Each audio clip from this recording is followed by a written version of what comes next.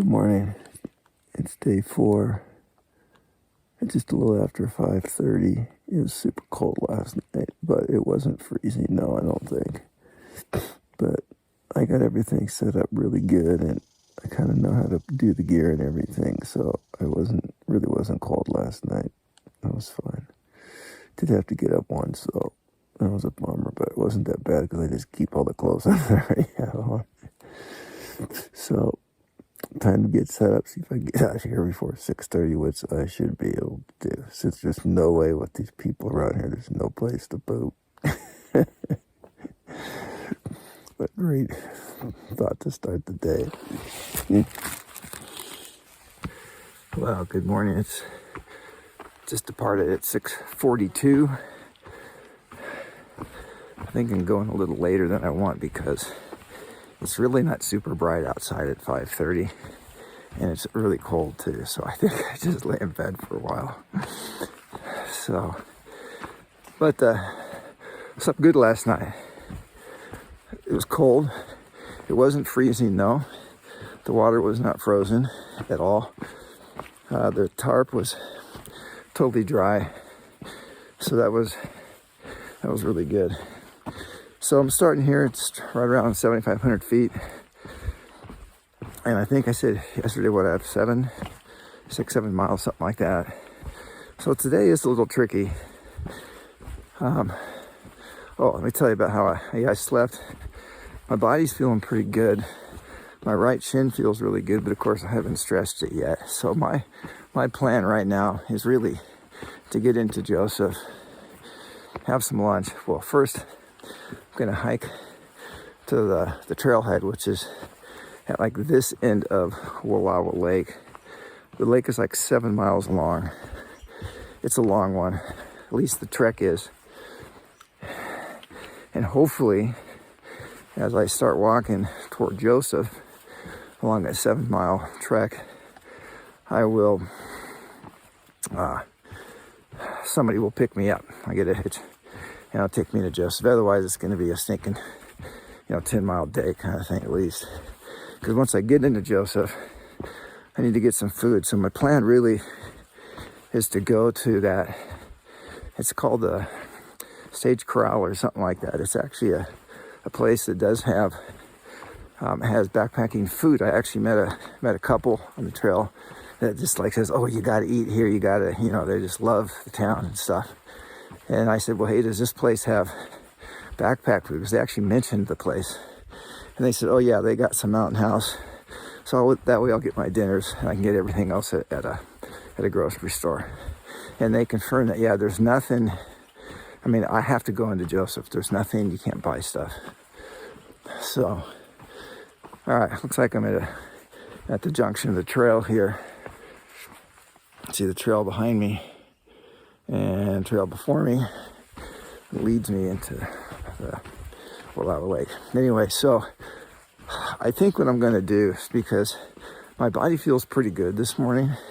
My left knee feels a little weird though. That's weird stuff when you wake up, But I really think I overdid it physically yesterday. Yeah, I know. But it's so weird because it's like I could totally do it. So it's this weird dynamic now I have to watch out for. But there really was not a stopping spot where I was. It was, I needed to get down to what I did tonight. Because if I stayed up there where I had the first water after I crossed the pass, I would have been up around, 8,000 feet or something. It would have been stinking freaking cold last night. So there's some elements of that.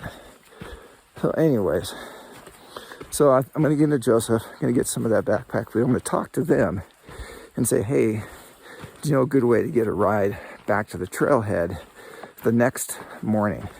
I think I'm going to try and get a hotel in Joseph, and they'll recommend me a super inexpensive, clean and safe hotel, but that's about it.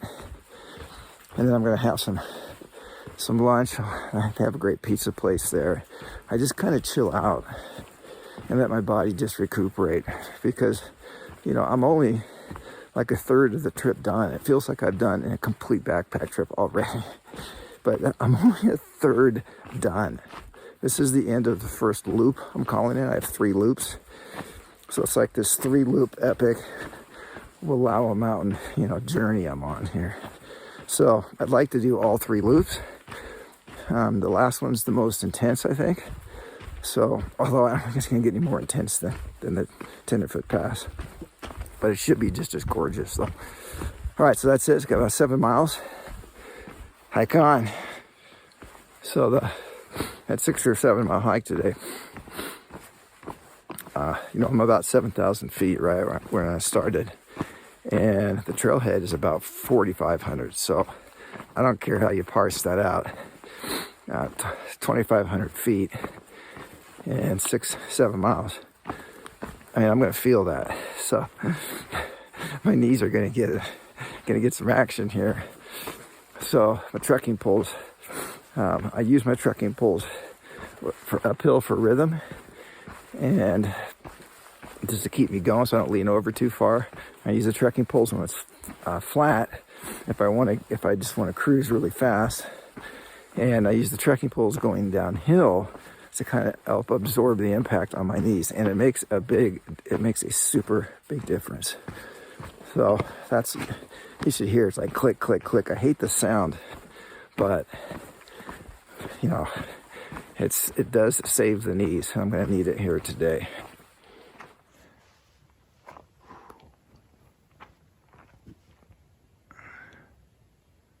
I just left the lake a few minutes ago. So the outlet is, I can hear the outlet somewhere around me.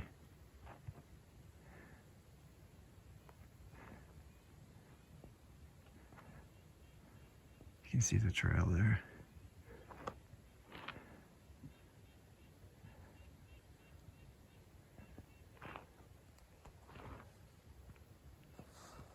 Oh.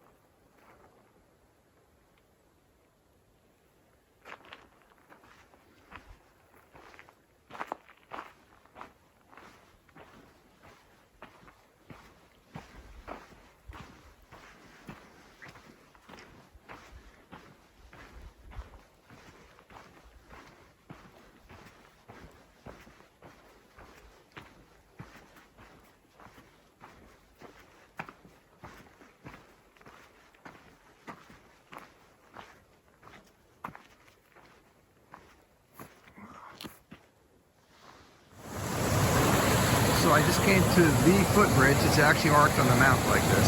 There's a lot of horses on this trail, so I suspect they had a problem going through this. They built the bridge. But this is the last water for about 2 miles.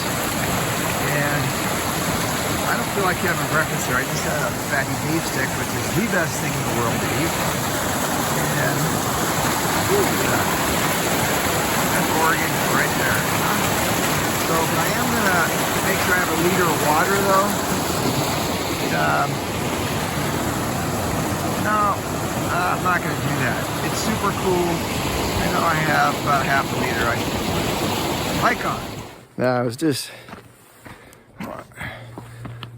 thinking about why I just love and am just in awe of those big open mountains with the big bowls where it's just kind of meadow and gravel. It's like you don't have trees. You don't have to have trees. You don't have to have a spring. You don't have to have like all these like fancy rock outcroppings to make it look beautiful. It's just beautiful because it's like so simple, but it's so powerful. I mean, the weight of the rock and the height, all that kind of stuff. It's like if the mountain could talk, it's saying, look at me. I'm big and majestic, and I'm comfortable with not adding all the extra stuff to all these ornaments to make me look better. It's like its identity is intact, and it doesn't need all the extra stuff.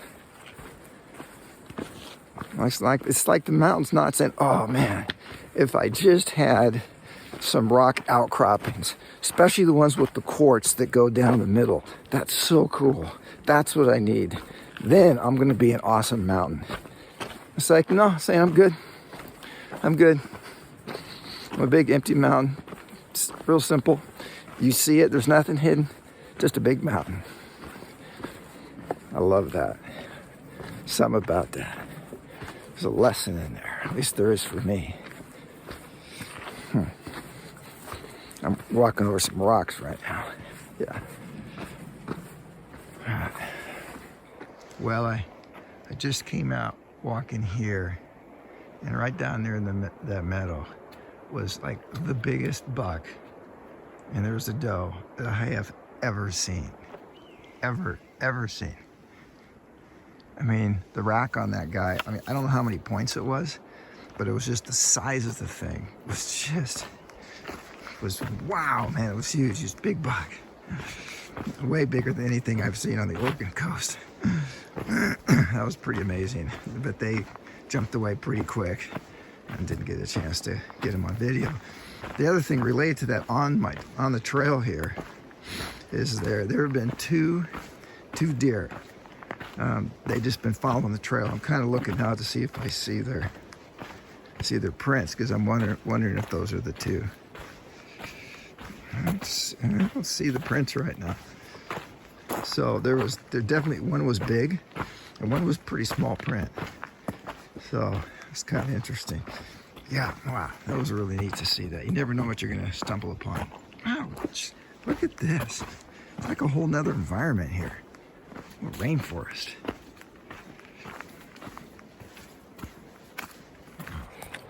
All right, so I just stopped, and see, I'm on no, I just have a t-shirt on now. Oh, I got and no tights, no beanies, just a cap, and I have my buff here. So essentially I took off everything, all the stuff I slept in pretty much. So it's warm enough where I can hike with that right now, which is what I'm trying to do. And sure enough, man, I was never fully exposed, but sure enough, as soon as I put my shorts back on, these two girls like Gabrielle's age, just came walking up with their dog, and they're like, surprise! I'm like, oh, your timing's perfect, because it was. And then, and so they were cruising. They look pretty hardcore. They're gonna have a good trip, whatever they're doing. And then almost done putting everything back in the pack. Oh yeah, because I had to stop. Another reason to stop is because I didn't take my breakfast out like I should have done. And so I had to get it into my food bag. So to get my oatmeal out, that's soaking right now. So in about a half hour, 45 minutes, I'll have my official breakfast. so I had all my pack stuff out. Anyways, and so then a couple guys came up with day packs. They looked really tired. They were probably teenagers, and it was awesome. And talked to them for just a minute, not much. They were a little curious what I was doing, and so they're going to go up to the lake. And they're like, okay. They're like, I could tell. They're like, should we ask them? And yeah, like, yeah, okay, how much further do we have to go? And I said, oh, about 3 miles. He said, yeah, that's what we thought. I said, trail's just like it is here. It's pretty much all uphill, but it's not super steep. The trail is actually pretty nice. It could be a lot worse. So that was fun to meet a couple people, a couple groups of people. So, and I got my breakfast cold soaking. Temperature's warming up a little bit, but it was, I didn't mention this before, but I did get one glimpse down in the valley where the lake is, and you can hardly see anything. It's just like packed in with smoke. It's weird, but I can't smell any smoke right here. And it was kind of like this yesterday too, so maybe it's not going to be so bad once I get down there. Maybe there's just some haze as well. Oh, hold on, here's a stream I gotta cross. So, some mud. Yeah, so that's what we're doing. Hike on. So, you guys have heard me talk about this little snack food item called a fatty beef stick. Yeah, it's actually called a fatty beef stick. Thing has got like 200 calories and 13 grams of protein. I mean, and it tastes so good. It's unbelievable. Whoever invented this thing is a genius. Now, I kind of wonder, okay, so who is the guy, right? I'm thinking he's either this super fat, obese couch potato, because that's what happens if you just start eating these things, or it's a super fit gal, who needs some fat, some calories on the trail, and some protein. And it tastes super good, because it's a really tough combination to put together. So I'll let you decide whether he's a couch potato or a fitness freak. Man, check those out. I've never seen anything like that. And there's some more up here. I don't know what those are. There's definitely some little mountain, raspberries, kind of strawberry type looking things. But I've never seen anything like that. And here's a berry that's black. Huh. I haven't seen any huckleberries yet, though. I'm hoping I'm going to see those at some point. So I just came across this, which I've never seen before. Check it out. I'm like, what is going on here? I was thinking, gosh, if I had this thing, I'd use it to generate electricity. And that is what it does. So you see there's this pipe that goes nowhere into the side of the hill. That water gets pumped down about 1,000 feet. There's a powerhouse down there, and it supplies electricity to all the communities in the area, like Wallowa, Lostine, Joseph, all of those communities.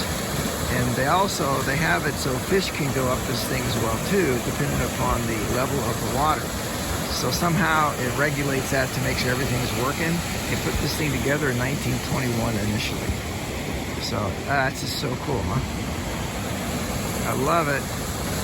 Free energy once you get it built.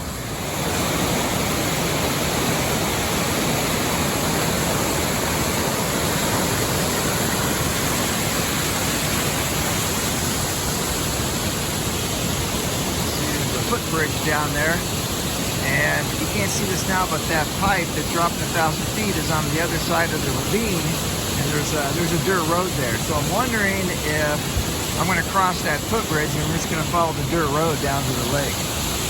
Don't know yet. So there's the first glimpse I've had of the lake. And actually, it's not as smoky as I thought, but the reason I need a hitch is because the trailhead is on this side of the lake, and I have to get going on the right side, I would think. That's the road, at least.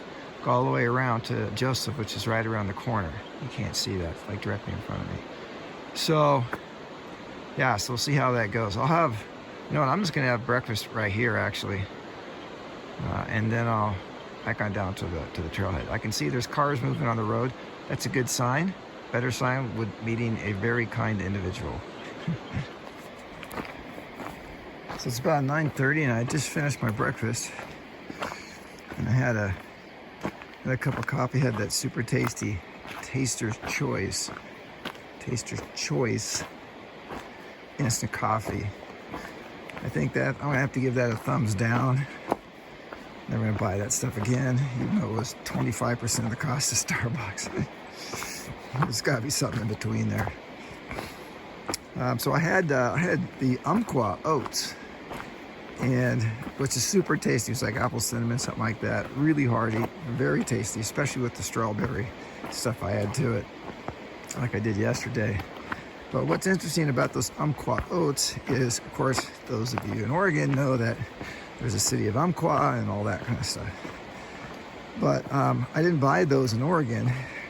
I bought those when Gabrielle and I resupplied in Tahoe City, or excuse me, South Lake Tahoe City on our Tahoe Rim Trail. And I had a few of those left over, so I'm gonna have those next couple of days. They are really nice, really good tasting oats. So Umpqua oats. So I checked, I still do not have cell signal, even though I have a direct line to the Lake Wallowa, which was kind of surprising. So I still have not been in contact with Katrina or the girls for about 4 days now. So they're probably just about freaking out. But I should be down easily in a couple hours, and hopefully at the lake there, I'll get cell service. If not, then I'm gonna have to wait till we get into Joseph. So, and who knows how long that's gonna be. It depends on if I, when and if I get a ride. So hopefully that will happen soon. The amount of dust on this trail at the bottom is just, I don't know if you can see my feet here, but some of it's like going to the sand. It's just ridiculous.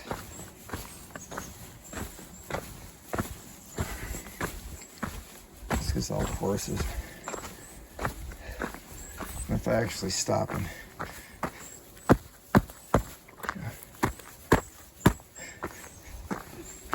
but I don't know what to do. You want rocks or do you want that? I guess you gotta, it's hard to get a nice even.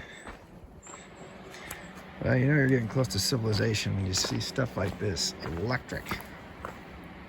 And the trail just joined that road that goes up to the generation plant, or I should say the dam water flow control. I hear this whining sound, like a chipper that just keeps going at the same tone, and I wonder if that's the powerhouse.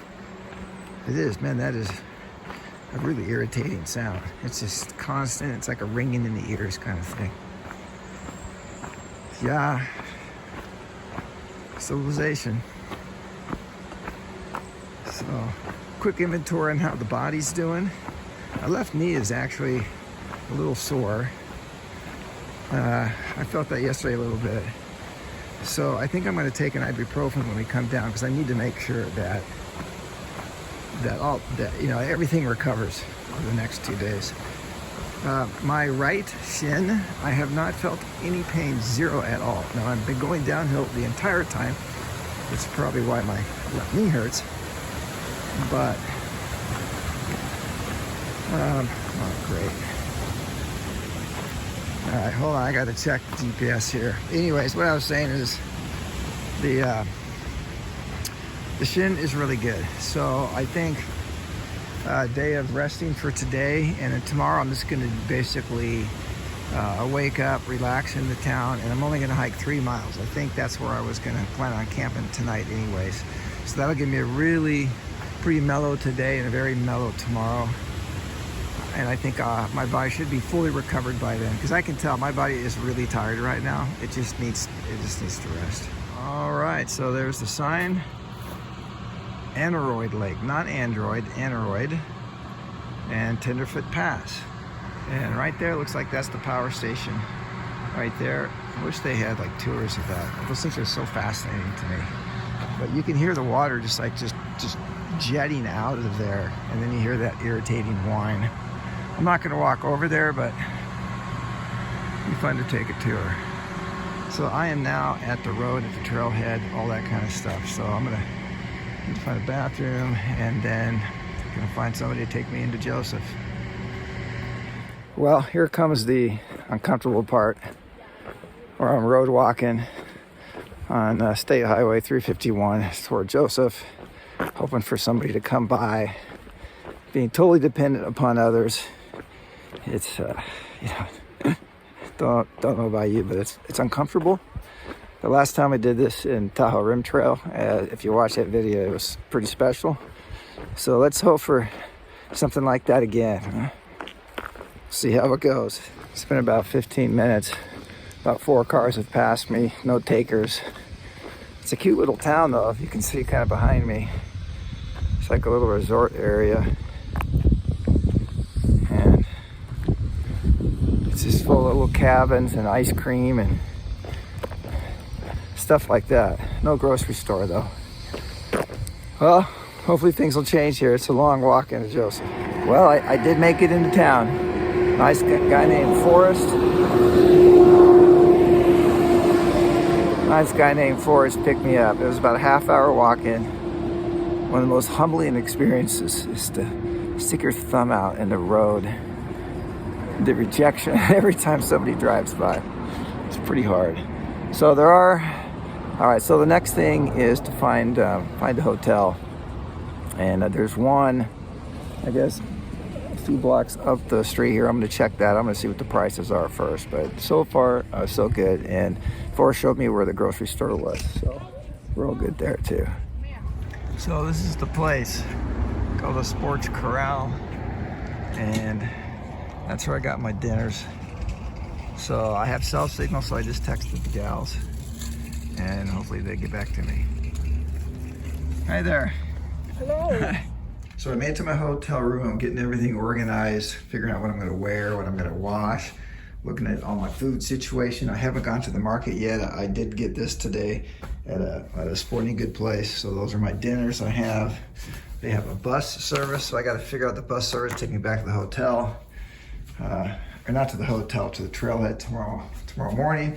And of course, I got some washing to do. So I just, I don't think I can compete with Gabrielle on grossness, but I mean, you gotta admit, that is very, very impressive.